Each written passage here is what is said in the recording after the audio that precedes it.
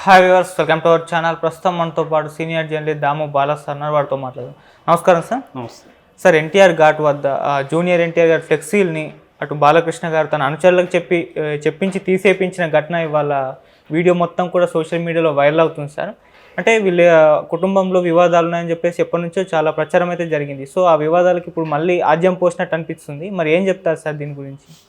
రాను రాను వీళ్ళ వివాదాలు పెరుగుతున్నట్టుగా మనకు అర్థమవుతుంది. అంటే ఎలక్షన్ దగ్గరకు వచ్చే కొద్దీ ఈ యాంగిల్ కూడా పెరిగే అవకాశం ఉంది. ఎందుకంటే ఇప్పుడు మనకి ఆంధ్రప్రదేశ్లో ప్రధానమైన రెండు రాజకీయ కుటుంబాల్లో వివాదాలు కనబడతాయి. ఒకటేమో రాజశేఖర రెడ్డి కుటుంబం, రెండోది ఎన్టీఆర్ కుటుంబం. రాజశేఖర రెడ్డి కుటుంబంలో నిజానికి డైరెక్ట్గా ఢీకొనడం స్టార్ట్ అయింది. ఇక్కడ అంత డైరెక్ట్గా లేదు, ఇండైరెక్ట్గా ఉంది. ఎందుకంటే జూనియర్ ఎన్టీఆర్ ఏదో ఒక పార్టీ పెట్టో లేకపోతే పార్టీలోకి ఎంటర్ అయితే వేరే రకంగా ఉండేది. తను అలా వచ్చే పరిస్థితి అయితే లేదు. అట్లని తను దేనికో ఒకదానికి సపోర్ట్ చేసి ఇండైరెక్ట్గా కూడా సపోర్ట్ చేయట్లేదు. అంటే తెలుగుదేశానికి వ్యతిరేకంగా కానీ ప్రోగా కానీ మాట్లాడట్లేదు. ఆ మధ్య బీజేపీ హోమ్ మినిస్టర్ అమిత్ షాతో కలిశాడు, కానీ దానికి సంబంధించి కూడా మర్యాదపూర్వకంగా కలిశారు. ఆయన రమ్మంటే నేను వెళ్ళాను అన్నట్టుగా చెప్పారు తప్ప అందులో దాని తర్వాత ఏమీ లేదు, రిజల్ట్ అయితే ఏమీ లేదు. సో ఈ కాంటెక్స్లో గత కొంతకాలం నుంచి ఒక ప్లాన్డ్గా వైసీపీని జూనియర్ ఎన్టీఆర్ అభిమానుల పేరుతో తెలుగుదేశం ఎక్కడ తెలుగుదేశం నాయకులు ముఖ్యంగా లోకేష్ గారిని చంద్రబాబు సభలు పెట్టినప్పుడు బ్యానర్లు కట్టడం, ఫ్లెక్సీలు కట్టడం, తర్వాత స్లోగన్స్ ఇవ్వడం, ఇవన్నీ చేసేది వైసీపీ వాళ్ళే అన్న ఒక విమర్శ అయితే ఉంది బలంగా. ఎందుకంటే దానివల్ల వైసీపీకి లాభం కాబట్టి. అంటే వీళ్ళ ఫ్యామిలీలో ఉంటే జూనియర్ ఎన్టీఆర్ అభిమానులను రెచ్చగొట్టడం అనేది వైసీపీ చేస్తుంది. అంటే వైసీపీ తెలుగుదేశం ఇటు జనసేన ఇద్దరిని టార్గెట్ చేసి ఇటు జనసేన పవన్ కళ్యాణ్ అభిమానుల్ని రెచ్చగొడుతుంది. మీ నాయకుడు మిమ్మల్ని ముంచేస్తాడు, అతను మిమ్మల్ని అంతా తీసుకెళ్ళి చంద్రబాబు కాళ్ళ మీద పడేస్తారని వాళ్ళని రెచ్చగొట్టడం, ఇటు జూనియర్ ఎన్టీఆర్ ఫ్యాన్స్ని రెచ్చగొట్టడం. సో ఇది ముందు నుంచి జరుగుతుంది.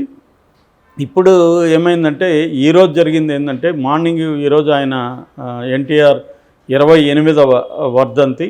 ఆ సందర్భంగా చాలా అర్లీగానే జూనియర్ ఎన్టీఆర్ అండ్ కళ్యాణ్ రామ్ వెళ్ళి ఆయనకి నివాళులర్పించి వచ్చేశారు. దాని తర్వాత బాలకృష్ణ వెళ్ళాడు. బాలకృష్ణ వెళ్ళినప్పుడు అక్కడ ఆయనకి బ్యానర్లు దర్శనమిచ్చాయి. ఆ బ్యానర్లు ఏముందంటే స్వాగతం సుస్వాగతం జూనియర్ ఎన్టీఆర్కి కళ్యాణ్ రామ్కి అనే ఒక బ్యానర్లు ఉన్నాయి. ఇదేంటంటే బాలకృష్ణ దాన్ని ఇమ్మీడియట్గా తీయించాడు. ఇక్కడ బాలకృష్ణ కక్షగట్టి జూనియర్ ఎన్టీఆర్ మీద తీయించాడు అనేది వాళ్ళు చెప్తున్నారు.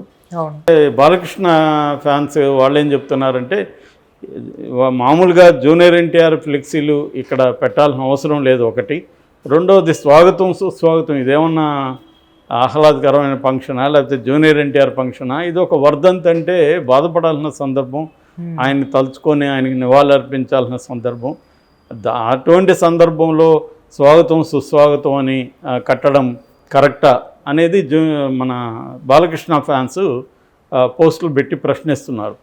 అందులో కూడా వాస్తవం ఉంది. అయితే దీన్ని జూనియర్ ఎన్టీఆర్ ఖండించడం కానీ అది నా ఫ్యాన్స్ పెట్టలేదని కానీ ఏది చెప్పలేదు. ఇప్పుడు ఇదే కాదు, ఎక్కడ బ్యానర్లు కట్టి ఎక్కడ అరిసినా అదంతా వైసీపీ వాళ్ళే చేస్తున్నారని తెలుగుదేశం వాళ్ళు విత్ ప్రూఫ్ కూడా కొన్ని చోట్ల వాళ్ళు మొత్తం సీసీటీవీలు అవన్నీ కూడా ఫుటేజ్ అవన్నీ తీసుకొని కూడా చేశారు.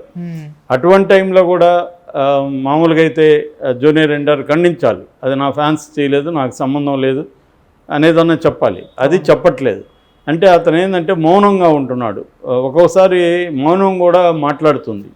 మౌనం మాట్లాడడం అంటే ఏంటంటే ఆయన నువ్వు ఖండించకపోతే అర్థం ఏంటి? నువ్వు సైలెంట్గా ఉంటే తెలుగుదేశానికి జరిగే నష్టం జరగనీలే అని అనుకోవడమే కదా. రెండవది ఏంటంటే అన్నిటికంటే కూడా అందరూ కూడా షాక్ అయింది ఏంటంటే చంద్రబాబు అరెస్ట్ అయ్యి జైలుకి వెళ్ళినప్పుడు కనీసం ఒక మానవత్వ యాంగిల్ అయినా ఒక పెద్ద ఆయన 70 ఏళ్ళు ఆయన్ని జైలు పెట్టడం కరెక్ట్ అయితే కాదు అనేదన్నా చెప్పాలి.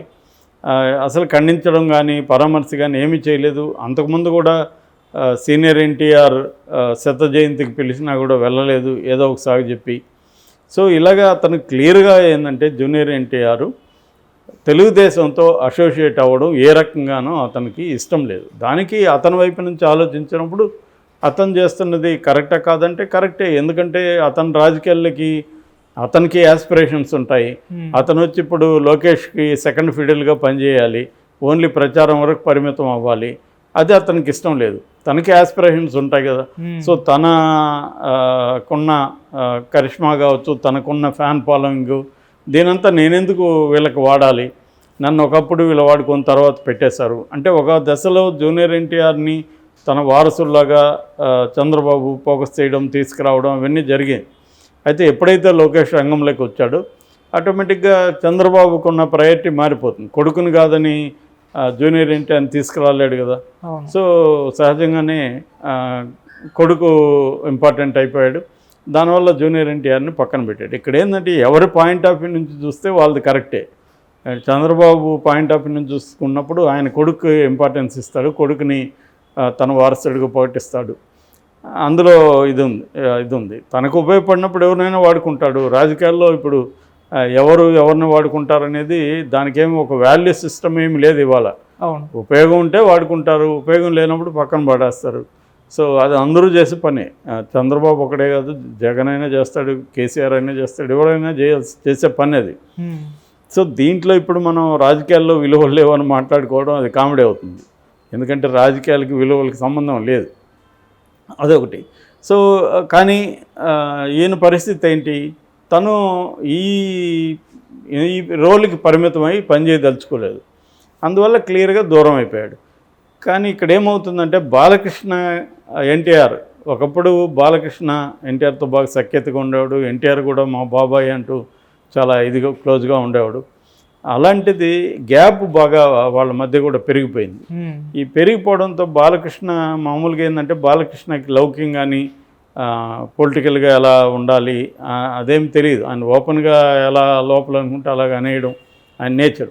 అందుకని ఆ మధ్య కూడా ఇక్కడ అడిగితే జూనియర్ ఎన్టీఆర్ ఖండించలేదు, ఐ డోంట్ కేర్ అన్నారు. మామూలుగా వేరే రాజకీయ నాయకులు లోకేష్ ఆ మాట అండవు, చంద్రబాబు అండు, ఆయన వస్తే రాజకీయాల్లోకి వస్తే మేము ఆహ్వానిస్తాం, పార్టీలో చేరితే మేము ఆహ్వానిస్తామని లోకేష్ కూడా చెప్పాడు. అంత తప్ప వాళ్ళెవరు మేము జూనియర్ ఎన్టీఆర్ని డోంట్ కేర్ అనరు. ఎందుకంటే తెలుగుదేశం సపోర్ట్ చేసేవాళ్ళు కూడా చాలామంది జూనియర్ ఎన్టీఆర్ అభిమానులు ఉంటారు, కార్యకర్తలు చాలామంది ఉంటారు. వాళ్ళందరినీ దూరం చేసుకోవడం వాళ్ళకి ఇష్టం లేదు. ఈవెన్ పవన్ కళ్యాణ్ కూడా ఇతర హీరోల అభిమానులను కూడా అడ్రస్ చేస్తూ వాళ్ళందరినీ కూడా ఇన్వాల్వ్ చేస్తూ మన వారాహయాత్రలో చేశాడు.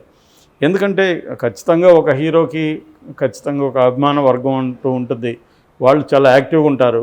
అలాంటి యూత్ ఓట్లు వేయించడంలో కూడా చురుగ్గా పనిచేస్తారు. వాళ్ళని యాంటగనైజ్ చేసుకోవడం అనేది ఇష్టం ఉండదు.